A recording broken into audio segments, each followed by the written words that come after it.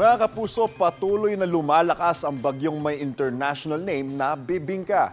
Sa ngayon, isa na po itong ganap na severe tropical storm. Posibleng maging typhoon ito sa sandaling pumasok na ito sa Philippine Air Responsibility.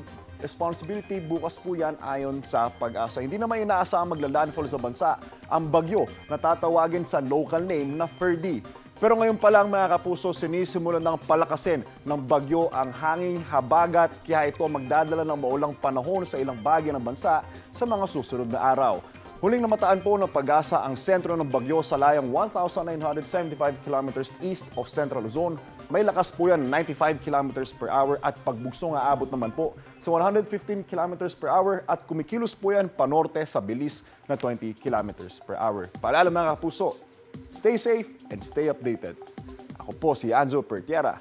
Know the weather before you go. Para Mark safe lagi, mga kapuso. Kapuso, para laging una ka sa mga balita, bisitahin at mag-subscribe sa GMA Integrated News sa YouTube. Sa mga kapuso abroad, samahan nyo kami sa GMA Pinoy TV at sa www.gmanews.tv.